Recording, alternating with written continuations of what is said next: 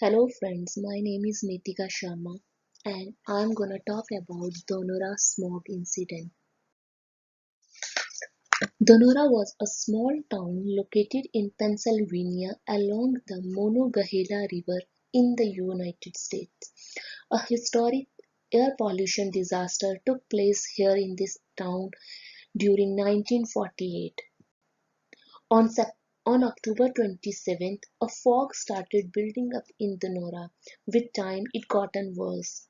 Many residents then attempted to evacuate, but the heavy smoke, little visibility, and increased traffic made living difficult.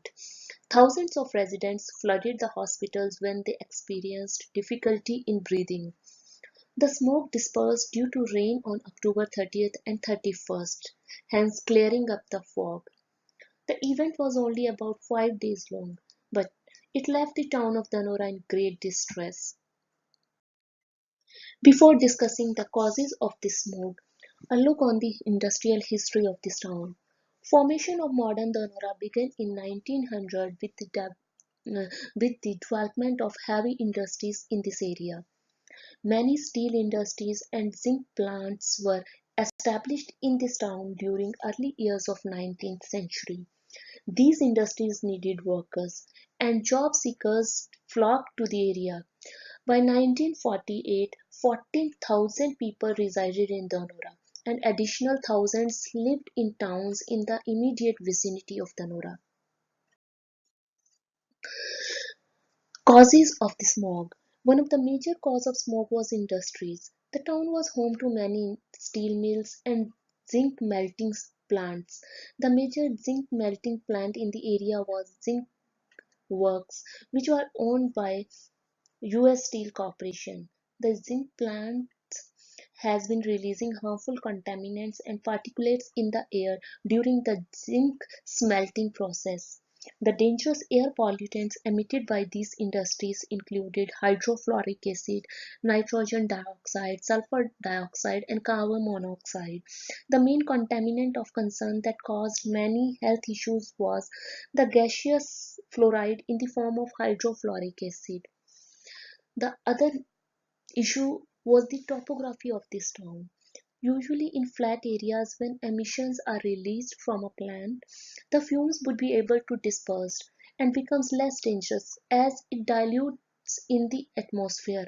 However, the topography of this town was concerning. Donora was situated in a valley created by 400-foot cliffs.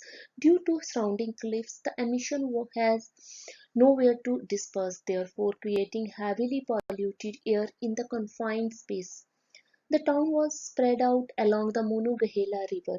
This also influenced the collection of pollutants as the air coming off the river prevented the pollution from expanding past it, hence trapping the air above the town only. Approximately 26 people passed away within a week and around 50 died after the smoke cleared. Between 5,000 to 7,000 were admitted in the hospital for breathing issues. The main reason for sickness and death was high levels of hydrofluoric acid inhaled by the residents. The investigation revealed that the residents who had lost their lives during the event had high levels of fluoride in their system. The fluoride was found in fetal concentration in the tissues of the smoke victim's body. Humans were not the only living things negatively affected by this smoke.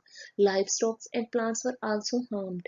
Immediately after zinc works was up and running, the crops and livestock were get sickened. The slope of hills were become barren. Even the people in the area had been complaining for years about the industrial pollutants that affected the paints of their houses and also causing a harm to fishes in the river. But their pleas were not answered by the government. The disaster not only killed animals and people, but it also changed the city's reputation forever, with it basically being abandoned today.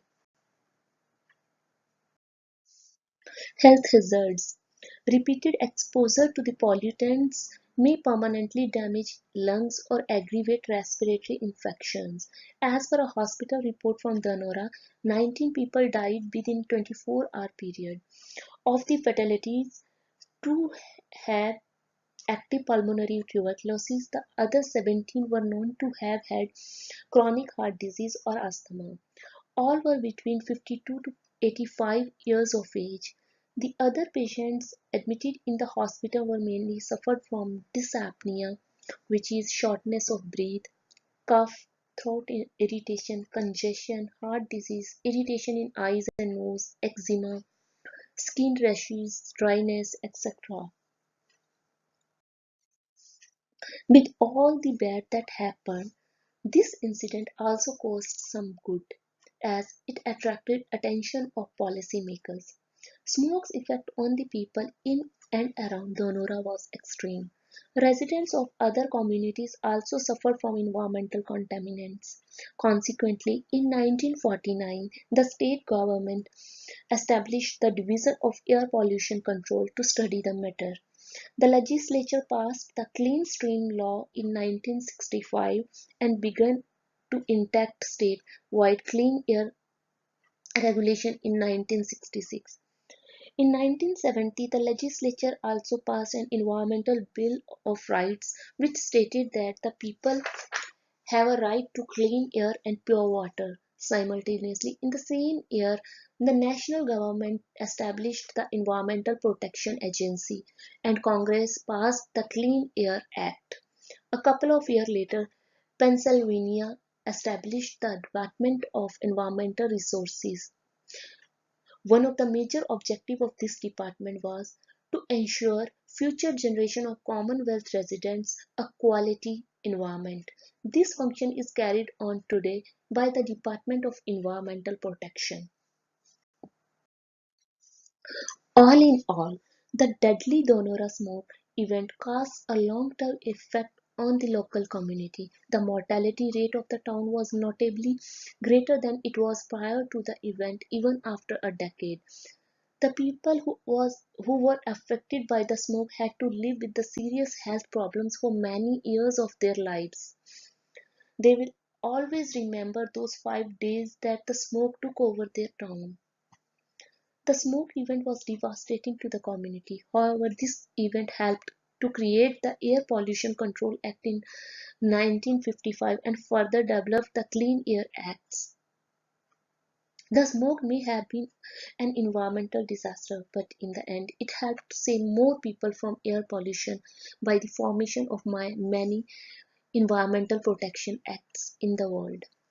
Thank you very much.